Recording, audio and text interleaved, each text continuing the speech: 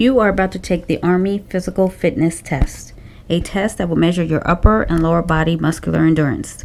The results of this test will give you and your commanders an indication of your state of fitness and will act as a guide in determining your physical training needs. Listen closely to the test instructions and do the best that you can on each of the events. The push-up event measures the endurance of the chest, shoulder, and tricep muscles. On the command Get Set, assume the front-leaning rest position by placing your hands where they are comfortable for you. Your feet may be together or up to 12 inches apart, measured between the feet. When viewed from the side, your body should form a generally straight line from your shoulders to your ankles. On the command Go, begin the push-up by bending your elbows and lowering your entire body as a single unit until your upper arms are at least parallel to the ground. Then return to the starting position by raising your entire body until your arms are fully extended. Your body must remain rigid in a generally straight line and move as a single unit while performing each repetition.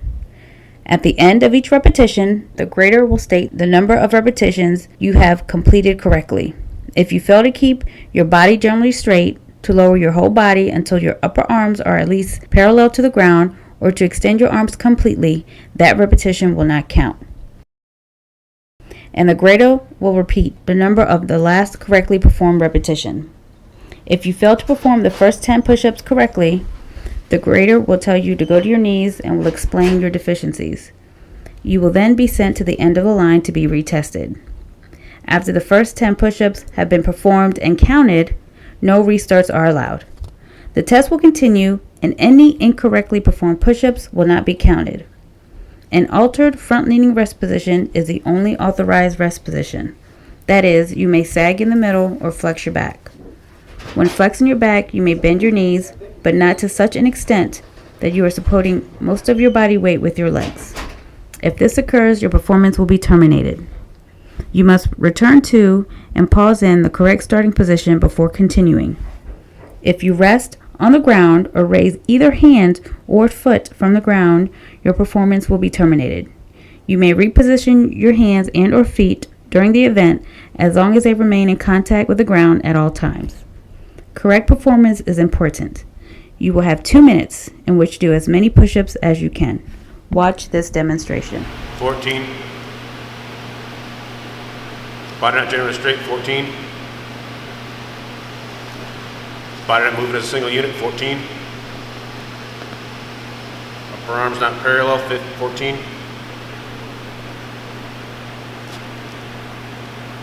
Arms not fully extended, 14.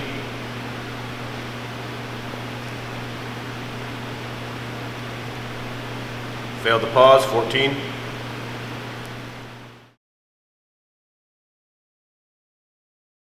The sit-up event measures the endurance of the abdominal and hip flexor muscles. On the command Get Set, assume the starting position by laying on your back with your knees bent at a 90-degree angle. Your feet may be together or up to 12 inches apart, measured between the feet. Another person will hold your ankles with the hands only. No other method of bracing or holding the feet is authorized. The heel is the only part of your foot that must stay in contact with the ground.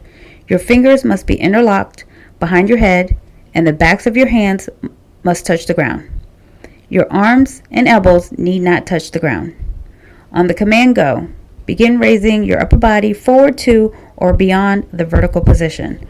The vertical position means that the base of your neck is above the base of your spine. After you have reached or surpassed the vertical position, lower your body until the bottom of your shoulder blades touch the ground. Your head, hands, arms, or elbows do not have to touch the ground. At the end of each repetition, the grader will state the number of sit-ups you have completed correctly. A repetition will not count if you fail to reach the vertical position, fail to keep your fingers interlocked behind your head, arch or bow your back, and raise your buttocks off the ground to raise your upper body, or let your knees extend a 90-degree angle. A repetition does not count. The grader will repeat the number of your last correctly performed sit-up. If you fail to perform the first 10 sit-ups correctly, the grader will tell you to stop and will explain your deficiencies. You will then be sent to the end of the line to be retested. After the first 10 sit-ups have been counted and performed, no restarts are allowed. The test will continue, and any incorrectly performed sit-ups will not be counted. The up position is the only authorized rest position. If you stop and rest in the down starting position, the event will be terminated. As long as you make a continuous physical effort to sit up, the event will not be terminated. You may not use your hands and or other means to pull or push yourself up to the up rest position or to hold yourself in the rest position. If you do so, your performance in the event will be terminated.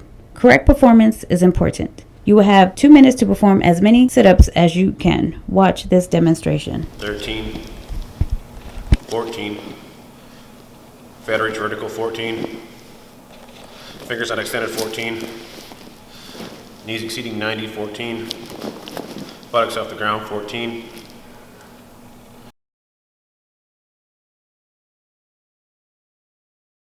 The 2-mile run measures your aerobic fitness and endurance of the leg muscles. You must complete the run without any physical help.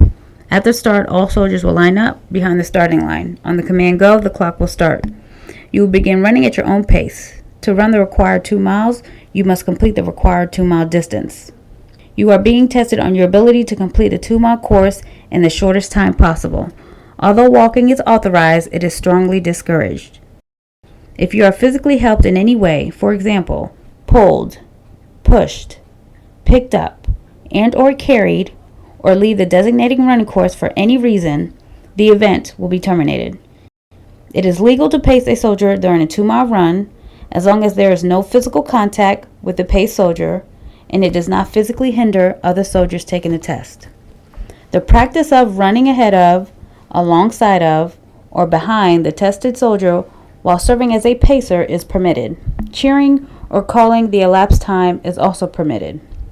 Turn in your jerseys when you finish the run and go to the area designated for recovery.